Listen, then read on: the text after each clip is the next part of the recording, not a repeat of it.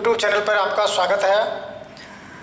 मैं राष्ट्रीय शिक्षा नीति पे एक वीडियो अपलोड की गई थी जो पार्ट फर्स्ट के रूप में थी। आज मैं सेकंड पार्ट को लेकर के आया हूँ। आई होप कि आप पार्ट वन वीडियो अच्छे से समझ पाए होंगे। राष्ट्रीय शिक्षा नीति के बारे में आपको जानकारी मिली होगी। तो जैसा कि हम पहले वीडियो में आपसे चर्चा कर चुके हैं कि जो शिक्षा का ढांचा है वो 10+2 के स्थान पर 5+3+3+4 कर दिया गया।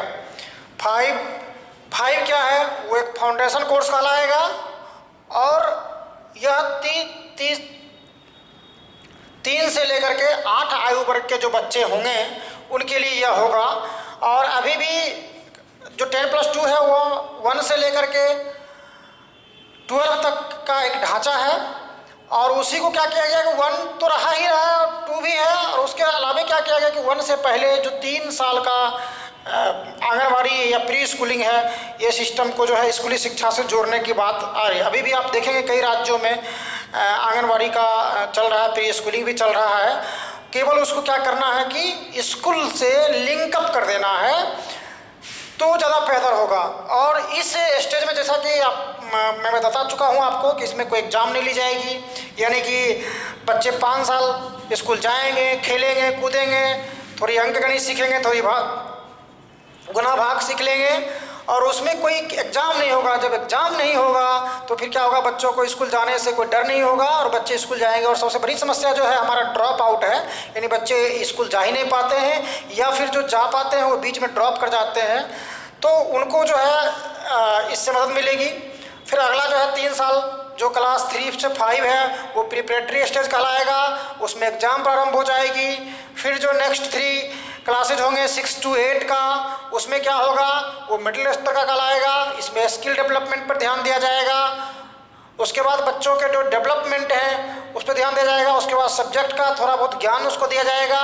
और सबसे महत्वपूर्ण बात क्या है, इस पर इंटर्नशिप उसी क्लास 6 से ही प्रारंभ कर दी जाएगी और जो लोकल स्तर पे इंटर्नशिप कराया जाएगा और कोडिंग सिस्टम वगैरह का थोड़ा बहुत ज्ञान जो है क्लास 6 से ही मिलने लगेगा। ऐसा नहीं है कि तुरंत बच्चे जो है क्लास 6 में ही सॉफ्टवेयर डेवलपर बन जाएंगे। तो धीरे धीरे उनको है थोड़ा बहुत सिखाया जाएगा। और सेकेंडरी लेवल पे जो है आप फॉरेन लैंग्वेज को भी ऑप्ट कर सकते हैं। तो इन तमाम बिंदुओं को आप जान चुके हैं। और इसमें एक महत्वपूर्ण बात है कि सेमेस्टर सिस्टम या फिर अर्ली बोर्ड एग्जाम जो है वह कंडक्ट किया जाएगा। और जैसा कि आपको पता होगा ये 4 ईयर का जो है 9 से 12 तक, अभी वर्तमान समय में क्या होता है 11-12 में आप स्ट्रीम चुनते हैं, कोई साइंस लेता है, कोई आर्ट लेता है, कोई कॉमर्स लेता है। अब ये स्ट्रीम का झंझट क्या हो जाएगा, खत्म हो जाएगा। ना आप साइंस लेंगे ना आर्ट्स लेंगे, यानी कि एक बफर सिस्टम हो जाएगा, कभी इधर से ले लो, कभी इधर से ले लो, कभी इधर से ले लो। यानी दैट मीन्स आप मैथ ले लो एक सब्जेक्ट, दूसरा अकाउंट ले लो और तीसरा आप चाहो हिस्ट्री ले लो। आप इस तरह से भी सब्जेक्ट चूज कर सकते हैं और इसमें कोई स्ट्रीम का झंझट खत्म हो जाएगा। कोई ना आईएससी होगा, ना कोई आईए होगा, ना कोई आईकॉम करेगा। तो है ना अच्छी बात। अब आते हैं उसके बाद का जो एजुकेशन सिस्टम है, अभी 3 इयर्स का क्या है कि डिग्री प्रोग्राम है और जो टेक्निकल डिग्री वाले होते हैं जैसे बीटेक वाले उनका 4 ईयर का 4 इयर्स का है। तो इनको बदलाव किया गया है, बहुत महत्वपूर्ण है। अब जो ग्रेजुएशन होगा वो क्या होगा, वो ग्रेजुएशन होगा 4 साल का। लेकिन इसमें महत्वपूर्ण क्या है कि अगर आप 1 साल करके छोड़ दिए तो आपको एक सर्टिफिकेट मिल जाएगा। 1 ईयर कंप्लीट कर दिए आपको सर्टिफिकेट मिल जाएगा। आपने अगर 2 साल करके छोड़ दिया तो आपको एक डिप्लोमा की डिग्री मिल जाएगी। अगर आप 3 साल करके छोड़ रहे हैं तो आपको डिग्री मिल जाएगी। अगर आप 4 साल करके छोड़ रहे हैं तो आपको ग्रेजुएशन इन रिसर्च कहलाएगा और जो एक कंप्लीट मानी जाएगी। अब ये सवाल उठता है कि भाई अगर हमको जॉब करना है तो फिर कौन सी डिग्री कम मानना पड़ेगा। तब आपको 3 साल की डिग्री ही सफिशिएंट है, जैसा कि अभी वर्तमान में भी है। अगर 3 साल की आप जो है ग्रेजुएशन कंप्लीट कर रखे हैं तो आप जो है जॉब के लिए ग्रेजुएशन स्तर के लिए जो है आप एलिजिबल तो हो जाते हैं। उसी प्रकार जो है 3 साल की अगर 2 डिग्री करके छोड़ देंगे वो जॉब के लिए अर्हता रख लेंगे। परंतु यदि आप 4 साल करते हैं तो रिसर्च में जा सकते हैं। अब ये देखिए महत्वपूर्ण क्या है कि अभी कोई फर्स्ट सेमेस्टर, सेकेंड सेमेस्टर या पार्ट 1 पार्ट 2 करके छोड़ देता है, कोई बच्चा छोड़ करके चला गया कहीं किसी कारणवश, अब अगर पुनः 2-3 साल बाद या 4 साल के बाद आता है, वो सोचता है कि मैं पुनः कंप्लीट करूँ, तो अभी ऐसा नहीं कर पाएगा, फिर से उसको स्टार्ट करना पड़ेगा। कहाँ से? फर्स्ट सेमेस्टर से, सेकेंड सेमेस्टर से, या फर्स्ट पार्ट 1 पार्ट 2 से। तो इस सिस्टम में बदलाव क्या है, अगर आप 1 साल पढ़ के भी छोड़ देंगे तो आपको एक डिग्री मिल जाएगी जिस पे लिखा होगा ग्रेजुएशन सर्टिफिकेट। 2 साल करके छोड़ देंगे तो डिप्लोमा की डिग्री मान्य हो जाएगी। 3 साल करके छोड़ देंगे तो डिग्री हो जाएगी। 4 साल करके छोड़ देंगे तो रिसर्च हो जाएगा। भाई कितनी अच्छी बात है कि आपको 1-1 साल कंप्लीट करते चलिए और आपको डिग्री मिलती जाएगी। अब कहिएगा सर कि 6 महीने के बाद छोड़ देंगे, 1 महीने पढ़ के छोड़ देंगे तो डिग्री मिल जाएगी। अरे इतना भी बेइज्जती मत करवाओ। तो अब क्या है कि जब ये डिग्री मिल जाएगी, अब हो सकता है कि आपको किन्हीं कारणवश जो है 2 साल पढ़ के छोड़ना पड़े। फिर आप चाहते हैं कि नहीं हम जाएं कुछ बाहर काम करने हैं, तो आप जाइए, 2-4 साल बाद पुनः आइएगा तो उसके आगे पढ़ाई कीजिए और 1 साल और पढ़िएगा तो आपको डिग्री मिल जाएगा। यानी दोबारा फिर से शुरू से स्टार्ट करने की जरूरत बिल्कुल ही नहीं है। अब ये देखिए कि दूसरी महत्वपूर्ण बात इसमें यह भी है कि अगर आप 1 साल या 2 साल करके छोड़ के चले जाते हैं, किसी अन्य कोर्स में भी दाखिला ले लेते हैं, वो डिग्री कंप्लीट करके पुनः सोचते हैं कि नहीं इस डिग्री को भी कंप्लीट कर लिया जाए, तो आप आगे करते रहेंगे और आपको पुनः स्टार्ट नहीं करना पड़ेगा।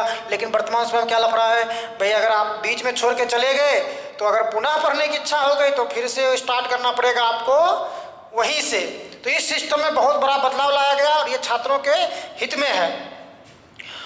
अब क्या है कि जो बच्चे 4 साल का एक डिग्री कंप्लीट कोर्स कर लेंगे, वह बच्चा जो है केवल 1 साल का ही पीजी करेगा। यानी 4 साल इधर 1 साल इधर, कितना हो गया पूरे कंप्लीट 5 साल। और अभी भी 5 साल, अभी भी 3 साल का ग्रेजुएशन, 2 साल का पीजी होता है, 5 साल, और ऐसे भी कितने साल होंगे? 5 साल होंगे।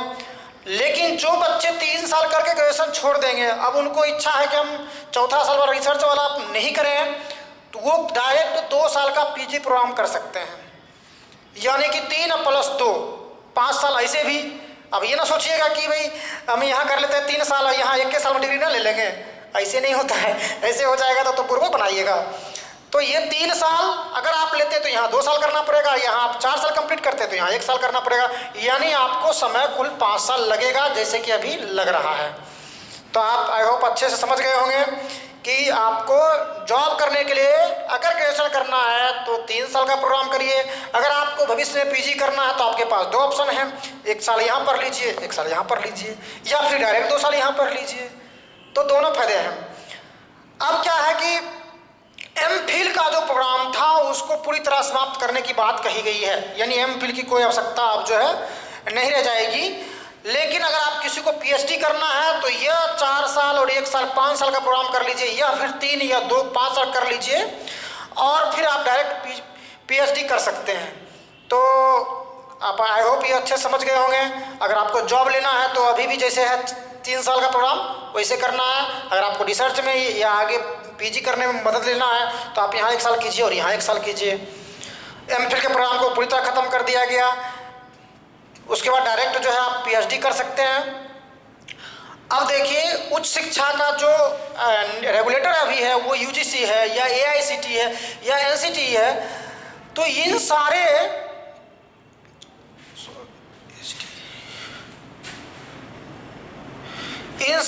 उच्च शिक्षा रेगुलेटरी को क्या किया गया है कि खत्म करके एक अलग निकाय बनाने की बात चल रही है।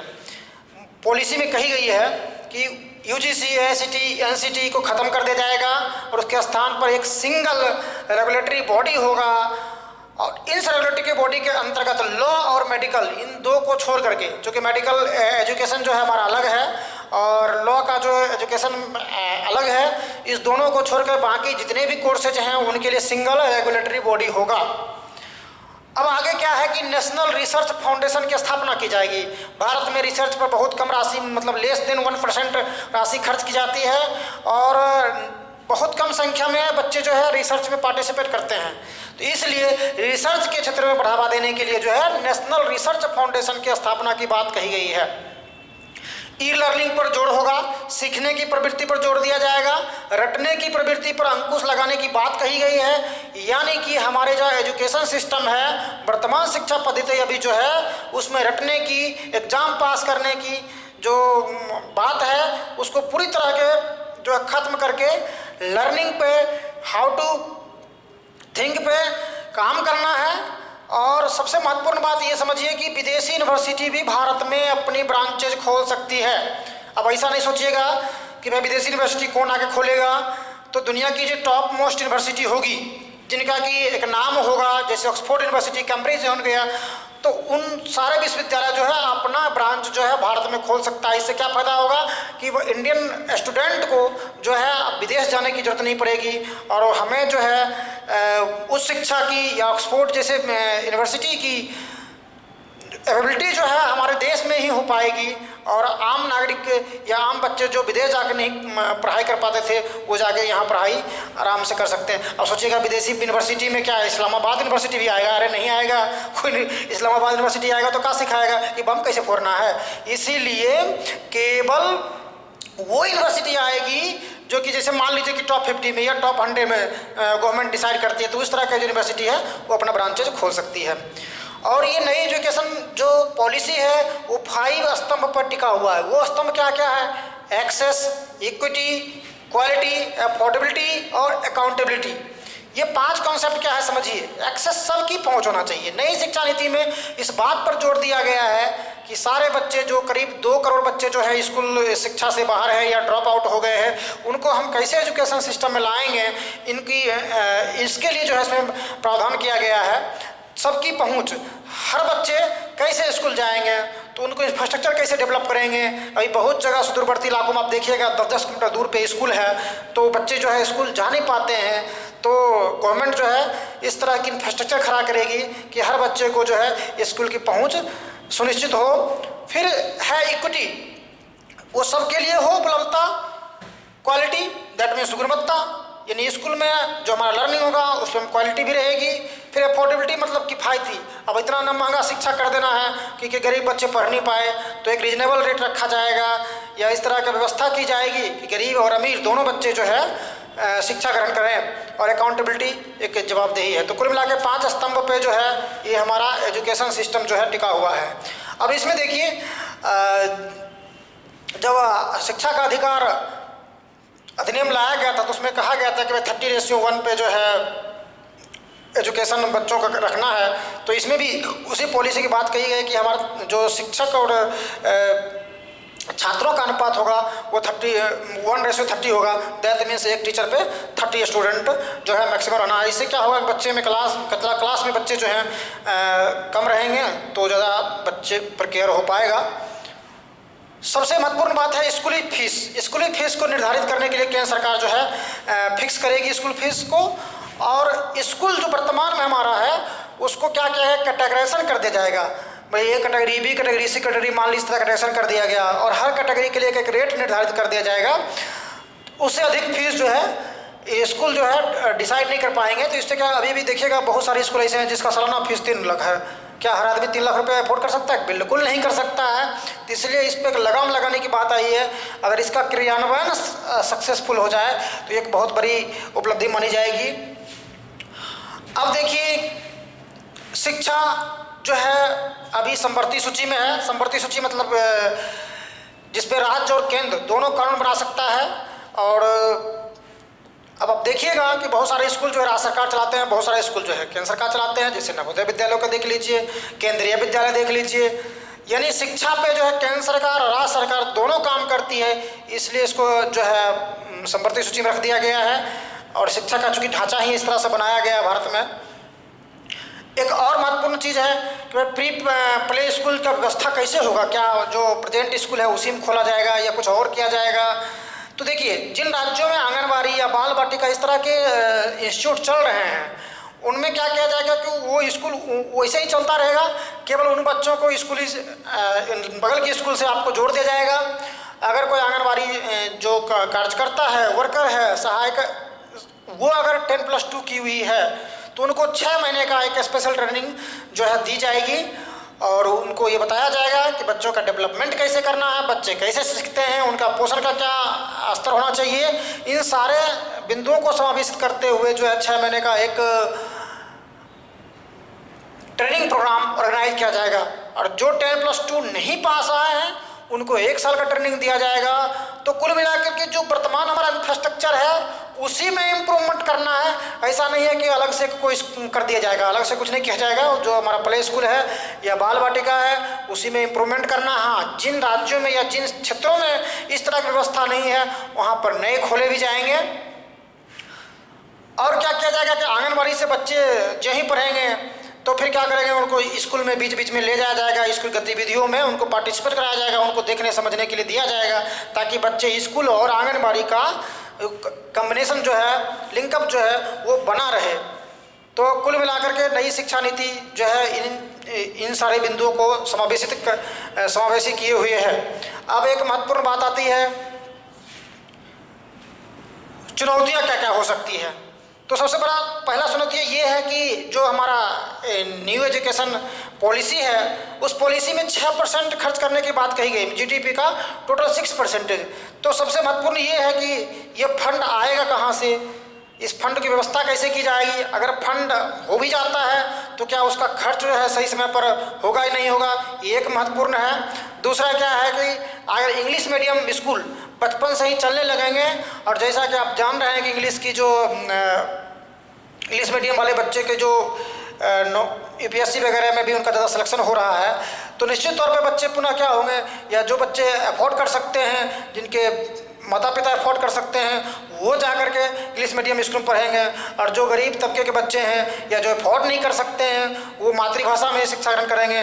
तो एक जो है असमानता वहीं से प्रारंभ हो गई जो अभी भी है। तो शायद इसको दूर करने के लिए जो है चुनौतियाँ बनी हुई है कि अगर मातृभाषा में शिक्षा देना ही है तो हम सारे स्कूलों में ये कंपल्सन लगा दें कि आपको 1 से 5 तक, या फिर बच्चे 5 क्लास तक या 3 क्लास तक जैसा भी हो, आपको जो है देना ही पड़ेगा मातृभाषा में। तो ये हमारी एक चुनौतियाँ भी है। इसके बाद इसका क्रियान्वयन कैसे होगा, ये भी चुनौतियाँ हैं। और तीसरी बात है आपके पास इंफ्रास्ट्रक्चर नहीं है। इंफ्रास्ट्रक्चर दैट मीन्स 10 किलोमीटर पे कहीं कहीं के स्कूल हैं, बहुत सारे स्कूल में आपके पास टीचर नहीं है, टीचर हैं तो लैब नहीं है। तो इन सारे इंफ्रास्ट्रक्चरों पर इंफ्रास्ट्रक्चर का कैसे एबिलिटी सुनिश्चित किया जाए, ये भी एक हमारी चुनौती है। दूसरी बात, आप जो है सेकेंडरी लेवल पे आपको फॉरेन लैंग्वेज सीख सकते हैं, जैसे जर्मन सीख सकते हैं, फ्रेंच सीख सकते हैं। लेकिन अगर कोई बच्चा ग्रामीण क्षेत्र में वो 9वीं क्लास में एडमिशन ले लिया है, अगर उसको जर्मन सीखने की इच्छा है तो वहाँ पर उसको टीचर नहीं मिलेंगे, ये भी एक समस्या है। और हाँ, एक महत्वपूर्ण बात है कि फॉरेन लैंग्वेज में जो चीन की मंदारिन भाषा है उसको बाहर रखा गया है। तो ये भी एक चुनौती है। अगर हम मंदारिन लैंग्वेज को भी अगर हम रखते तो इससे बेहतर क्या होता कि वो अपने दुश्मन देश की जो उनकी स्ट्रेटजी है, उनका जो रिसर्च है, हम बेहतर समझ पाते। तो ये भी एक जो है हमारा चुनौती है कि कैसे हम जो है इंफ्रास्ट्रक्चर को डेवलप करेंगे, कैसे हम टीचर को एबिलिटी सुनिश्चित करेंगे। दूसरा महत्वपूर्ण बात है कि स्किल डेवलपमेंट और कोडिंग सिस्टम सिखाया जाए क्लास 6 से। तो आप ये बताइए कि ग्रामीण विद्यालयों में, शहरी विद्यालयों में भी तो है ही है, ग्रामीण विद्यालय में भी देख लीजिए आपको कंप्यूटर के लैब नहीं मिलेंगे, कोडिंग सिखाने वाले टीचर की एबिलिटी है, तो ये सारी समस्या है। और इंटर्नशिप प्रोग्राम क्या होता है कि बीच बीच में ले जाकर ट्रेनिंग टाइप से, यानी प्रैक्टिकल आपको नॉलेज दिलवाना है। तो क्लास 6 के बच्चों को अगर आप ले जाएंगे लोकल लेवल पर तो क्या उनकी इंटर्नशिप के लिए वो जगह मिलेगी, नहीं मिलेगी, इन सारों चीज़ों पर ध्यान देना है। और सबसे महत्वपूर्ण बात है कि टीचर जो है कई सारे राज्यों में कॉन्ट्रैक्ट पर रखे गए हैं, वेतन में भारी असमानता है, उनको ट्रेनिंग का अभाव है, बहुत सारे राज्यों में जो है टीईटी पास नहीं है उत्तीर्ण शिक्षक। ये सारी चुनौतियां जो है न्यू एजुकेशन पॉलिसी में है। तो इन सारी चुनौतियों पर अगर शासन ध्यान दे तो यह एक बेहतर पॉलिसी साबित हो सकती है और नए भारत के निर्माण में एक महत्वपूर्ण भूमिका अदा कर सकता है। नई शिक्षा नीति पर इतना ही। Best of luck. अगले वीडियो में मिलेंगे पुनः।